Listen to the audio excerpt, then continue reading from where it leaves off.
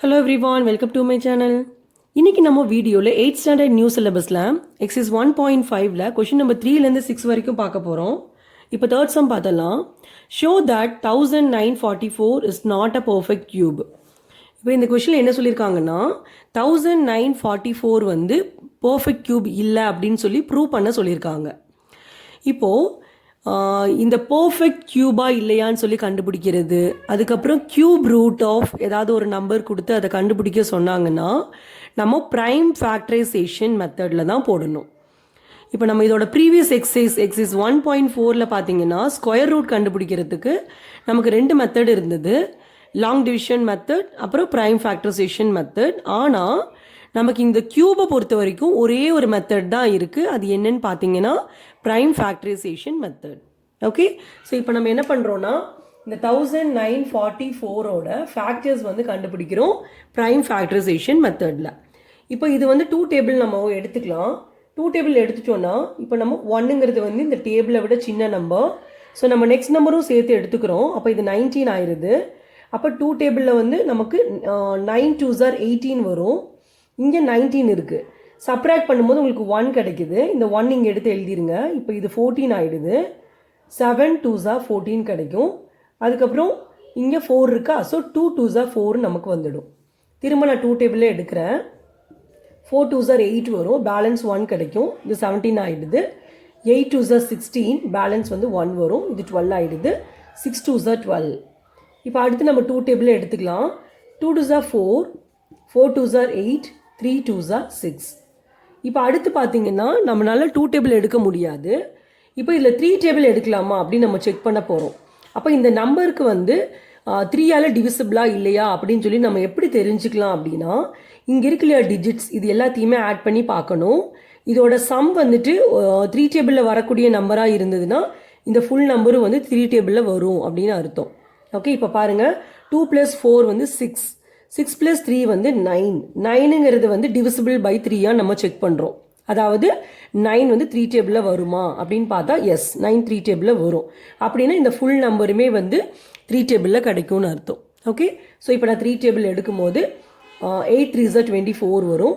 அதுக்கப்புறம் 1 3s are 3 வருது. திரும்ப நான் 3 டேபிள் எடுக்கிறேன். அப்போ 2 3s are 6 வரும், பேலன்ஸ் வந்துட்டு 2, இது 21 ஆகிடுது. 7 3s are 21 கிடைக்கும். திரும்ப 3 டேபிள் எடுக்கும்போது 9 3s are 27 வரும். திரும்ப 3 டேபிள் எடுக்கும்போது 3 3s are 9 வருது. திரும்ப 3 டேபிள் எடுக்கும்போது நமக்கு இங்கே 1ன்னு கிடச்சிருச்சு. ஓகே, இப்போ பார்த்தீங்கன்னா 1944க்கு நமக்கு என்ன கிடச்சிருக்கு பாருங்க. எடுத்து எழுதிடலாம். 2 × 2 × 2 × 3 × 3 × 3 × 3 × 3. இப்போ 1944 வந்து நம்ம இந்த எல்லா நம்பருக்கும் இடையில இன்ட்டு போட்டு நம்ம எழுதிட்டோம். ஓகே, இப்போ பாருங்கள் இதில் எவ்வளோ ட்ரிப்ளெட் வந்திருக்குன்னு பார்க்குறோம். ட்ரிப்ளெட்னா 3 நம்பர்ஸ் இருந்தால் அதை ட்ரிப்ளெட்டுன்னு சொல்லுவோம். அப்போ பாருங்கள் இங்கே ஒரு ட்ரிப்ளெட் வந்திருக்கா, இதை வந்து நம்ம 2 கியூப்னு எழுதிக்கலாம். இன்ட்டு அதே மாதிரி பாருங்கள் இங்கே ஒரு ட்ரிப்ளெட் வந்திருக்கா, இது 3 கியூப்னு எழுதிக்கலாம். ஆனால் இங்கே பார்த்தீங்கன்னா நமக்கு என்ன கிடச்சிருக்கு, 3 × 3ன்னு வந்திருக்கு. இது ட்ரிப்ளெட்டான்னு பார்த்தா இல்லை. இங்கே ட்ரிப்ளெட் ஆகணும்னா நமக்கு இனி ஒரு 3 வந்திருக்கணும். அப்படி இருந்தால் இதை நம்ம ட்ரிப்ளெட்டுன்னு சொல்லுவோம். ஸோ இதை வந்து நம்ம இந்த மாதிரி ஃபார்மேட்டில் எழுத முடியாது. 2 கியூப் 3 கியூப்னு எழுதணும் இல்லையா, அது மாதிரி இதை நம்ம 3 கியூப்னு எழுத முடியாது. ஏன்னா இங்கே நமக்கு இங்கே 2 3 தான் இருக்குது. ஓகே, அப்போது இப்போ நீங்கள் இது வந்து பர்ஃபெக்ட் கியூபா இல்லையாங்கிறது எப்படி தெரிஞ்சுக்கலாம் அப்படின்னா, இதோட ஃபேக்டர்ஸ் எல்லாத்துக்குமே வந்து பவரில் 3 வந்திருக்கணும். இப்போ 2க்கு பவரில் 3 வந்துருச்சு, 3க்கு பவரில் 3 வந்திருக்கு. இங்கே பார்த்தீங்கன்னா 2 3 தான் இருக்குது. இங்கே நமக்கு பவரில் 3 வரல. அதாவது இன்னொரு 3 இருந்ததுன்னா தான் நம்ம 3 கியூப்னு எழுதியிருப்போம். இங்கே நமக்கு அந்த மாதிரி கிடைக்கல. அப்படின்னா என்ன அர்த்தம், 1944ங்கிறது வந்து நாட் அ பர்ஃபெக்ட் கியூப்னு அர்த்தம். இப்போ நம்ம எடுத்து எழுதிடலாம். therefore 1944 is not a perfect cube.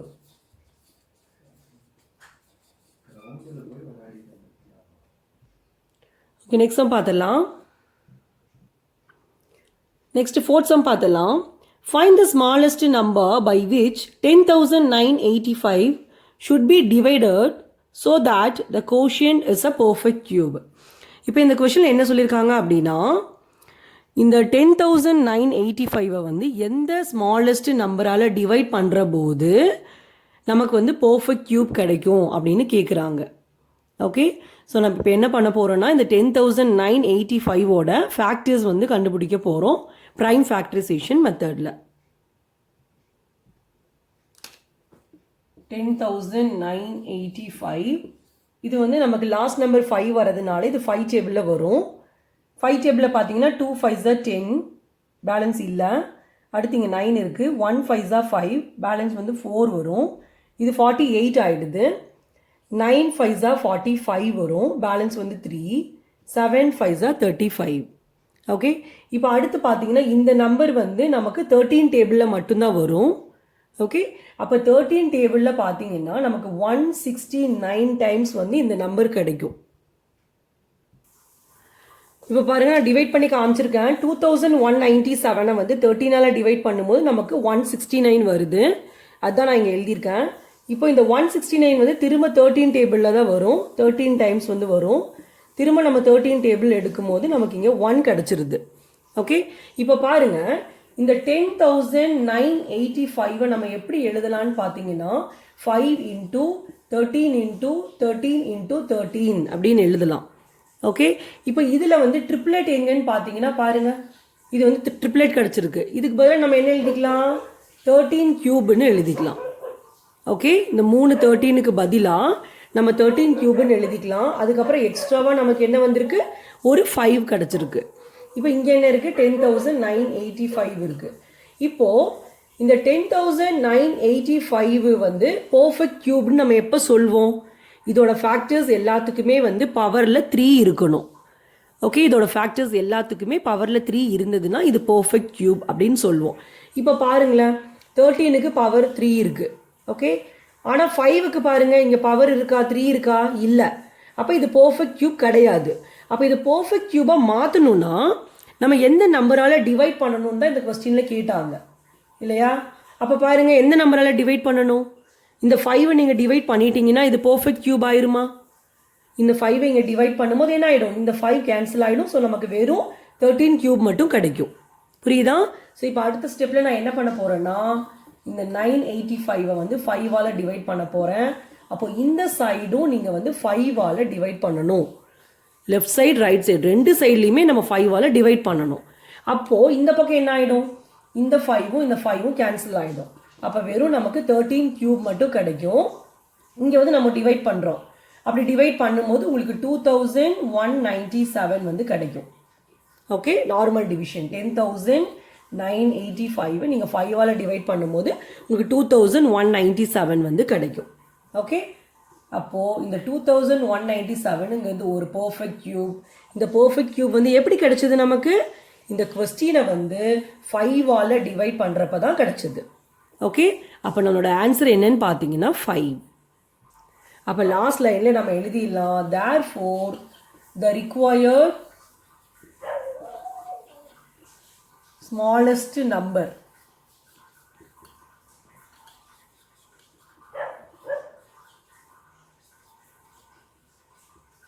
is 5.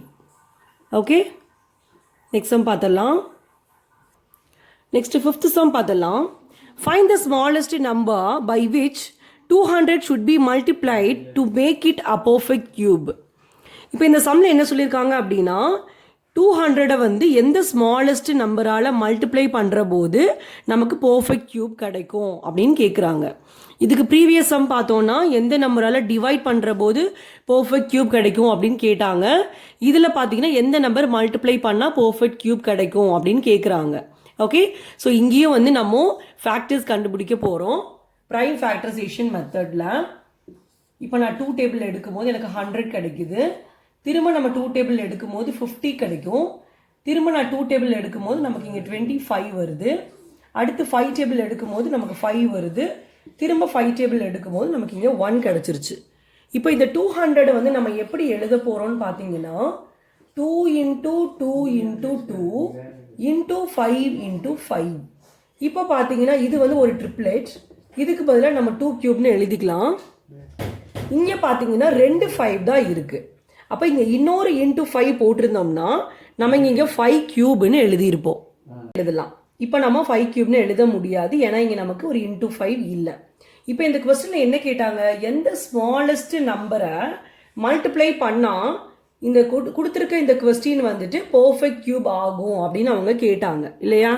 அப்போ பாருங்க, 2 5 இருக்கு, இது கூட ஒரு இன்டூ 5 போட்டுட்டோம்னா, அதாவது ஒரு 5 மல்டிப்ளை பண்ணிட்டோம்னா நமக்கு வந்து இங்கேயும் 5 கியூப்னு வந்துடும். அப்போ இந்த நம்பர் வந்து என்ன ஆகிடும், ஒரு பர்ஃபெக்ட் கியூப் வந்து ஆகிடும். ஓகே, ஸோ இப்போ அதுதான் நம்ம பண்ண போகிறோம். ஸோ நம்ம இங்கே என்ன பண்ண போகிறோம்னா 200 இன்டூ 5, ஏன்னா நம்ம மல்டிப்ளை பண்ணுறது வந்து லெஃப்ட் சைடும் பண்ணணும், ரைட் சைடும் பண்ணணும், ரெண்டு சைடும் நம்ம பண்ணணும் இல்லையா. அப்போ இங்கே லெஃப்ட் சைடில் ஏற்கனவே 200 இருக்குது, இன்டூ 5 நான் போட்டுடுறேன். இங்கே பார்த்தோம்னா 5 இன்டூ 5 வந்து ஆல்ரெடி இருக்குது, அது கூட ஒரு மல்டிப்ளைட் பை 5 வந்து நம்ம பண்ணிடுறோம். ஓகே, இப்போ பார்த்தீங்கன்னா இங்கே 2 கியூப் கிடச்சிருது, அதுக்கப்புறம் இது ஒரு ட்ரிப்ளெட் ஆயிடுது. ஸோ நமக்கு இங்கே 5 கியூப்னு கிடச்சிருச்சு. இப்போ இங்கே மல்டிப்ளை பண்ணிடலாம், 200 வந்து 5ஆல் மல்டிப்ளை பண்ணும்போது நமக்கு 1000 கிடைக்குது. ஓகே, இப்போ 1000 அப்படிங்கிறது ஒரு பர்ஃபெக்ட் கியூப். பாருங்க, நம்ம இதை வந்து சேஞ்ச் பண்ணிட்டோமா. ஸோ நம்ம எந்த நம்பர் மல்டிப்ளை பண்ணோம், 5 தான் மல்டிப்ளை பண்ணோம், அந்த நம்பரை தான் இந்த கொஸ்டினில் கேட்டாங்க. அப்போ நம்ம எழுதிடலாம், therefore the required smallest number is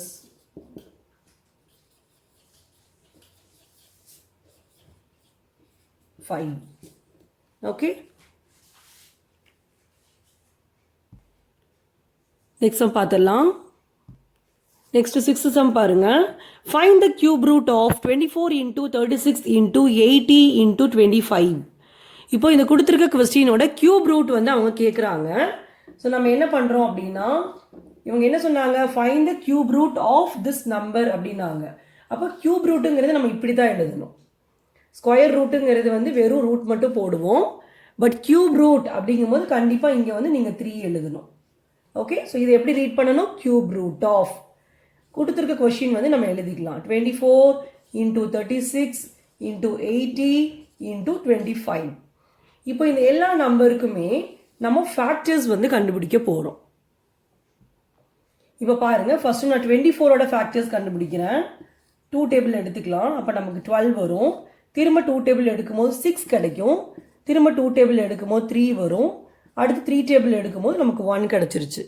okay, அடுத்து வந்து நம்ம 36ஓட ஃபேக்டர்ஸ் கண்டுபிடிச்சிக்கலாம். இதுக்கு வந்து நான் 3 டேபிள் எடுக்கிறேன், அப்போ 1 இங்கே 2 வரும், 1 3s are 3, 2 3s are 6 வருது. திரும்ப நான் வந்து 2 டேபிள் எடுக்கும்போது 6 2s are 12 வருது. அடுத்து நான் 2 டேபிள் எடுக்கிறேன், 3 கிடைக்குது. திரும்ப 2 டேபிள் எடுக்கும்போது திரும்ப 3 டேபிள் எடுக்கும்போது நமக்கு இங்கே 1 கிடச்சிருச்சு. ஓகே, இப்போ அடுத்து நான் 80ஓட ஃபேக்டர்ஸ் கண்டுபிடிக்கிறேன். 2 டேபிள் எடுக்கிறேன், அப்போ இங்கே 40 ஆகிடுது. அடுத்து வந்து நான் 2 டேபிள் எடுக்கும்போது இங்கே 20 ஆகிடுது. நெக்ஸ்ட்டு 2 டேபிள் எடுக்கிறேன், அப்போ இங்கே 10 கிடைக்குது. திரும்ப 2 டேபிள் எடுக்கும்போது 5, அப்புறம் 5 டேபிள் எடுக்கும்போது நமக்கு இங்கே 1 வந்துடுச்சு. அடுத்து நான் 25ஓட ஃபேக்டர்ஸ் கண்டுபிடிக்கிறேன். 5 டேபிள் எடுக்கும்போது 5 வருது, அடுத்து 5 டேபிள் எடுக்கும்போது நமக்கு இங்கே 1 கிடச்சிருச்சு. இப்போ பார்த்தீங்கன்னா எல்லாத்துக்குமே நம்ம ஃபேக்டர்ஸ் வந்து கண்டுபிடிச்சிட்டோம். இப்போது இங்கே கொண்டு போய் இதோட ஃபேக்டர்ஸ் வந்து நம்ம எழுதிக்கலாம். இப்போ பாருங்கள், 24க்கு பதிலாக நம்ம என்ன எழுத போகிறோம்னா 3 2 ஒரு 3 வந்து எழுத போகிறோம். பாருங்கள், 3 2 எழுதிட்டு அதுக்கப்புறம் ஒரு 3 நம்ம எழுதிக்கலாம். அதுக்கப்புறம் 36ஓட ஃபேக்டர்ஸ் வந்து 2 3 2 2 எழுத போகிறோம். அடுத்து 80க்கு பார்த்தீங்கன்னா 4 2 ஒரு 5. அடுத்து 25க்கு பார்த்தீங்கன்னா 2 5. ஓகே, எல்லாமே நம்ம எழுதிட்டோம். இப்போ பாருங்க, கியூப் ரூட் ஆஃப் இதில் ட்ரிப்ளெட் வந்து நம்ம எடுத்துக்கலாம். பாருங்க, இது ஒரு ட்ரிப்ளெட், இதை 2 கியூப்னு எழுதிக்கலாம்.